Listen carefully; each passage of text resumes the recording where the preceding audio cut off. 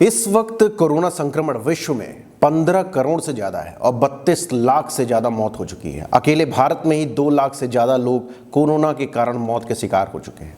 लेकिन क्या कभी आपने सोचा कि चीन के वुहान से निकला हुआ ये कोरोना वायरस पूरे विश्व में तबाही मचा रहा है, लेकिन चीन में म्यूजिक फेस्टिवल हो रहा है, वो भी बिना किसी मास्क के या बिना किसी सोशल डिस्टेंसिंग के। क्या कभी आपने ये सोचा अमेरिका और भारत में ही इस वायरस से ज़्यादा लोग क्यों मर रहे हैं?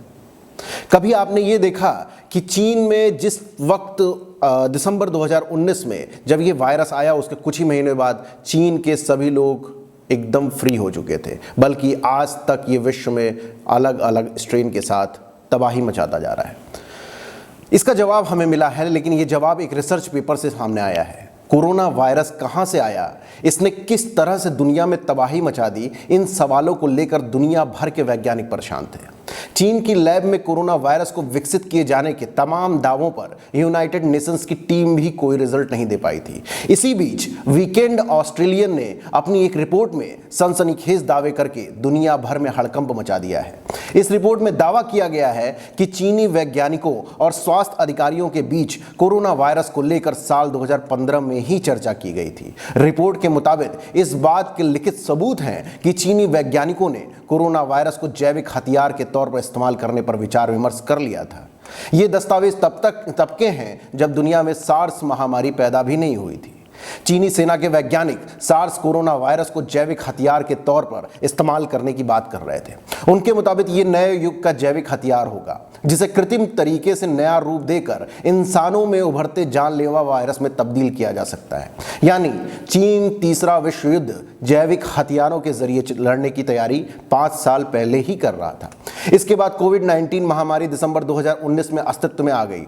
Australian strategic policy institute ASPI के कार्यकारी निदेशक पीटर जेनिंग्स ने बताया है कि ये रिपोर्ट उस दावे के मामले में एक बड़ा लिंक हो सकती है, जिसे लेकर लंबे समय से आशंका जताई जा रही है। ये साफ तौर पर जाहिर करता है कि चीन वैज्ञानिक कोरोना वायरस के अलग अलग स्ट्रेन को सैन्य हथियार के तौर पर इस्तेमाल करने पर विचार कर रहे थे।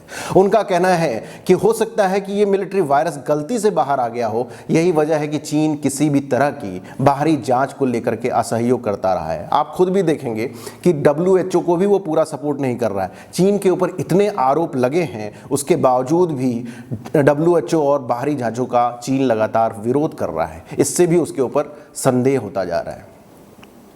Unnatural origin of SARS and new species of man made virus नाम की जेनेटिक बायो वेपन्स की रिपोर्ट में ये कहा गया है कि तीसरा विश्व युद्ध जैविक हथियारों के जरिए लड़ा जाएगा। साइबर सिक्योरिटी एक्सपर्ट्स के मुताबिक पाया गया चीनी दस्तावेज नकली नहीं है। ऐसे में सवाल ये है कि 5 साल पहले इस तरह की बात करने वाले अधिकारियों और वैज्ञानिकों की बातों में कितनी गंभीरता थी।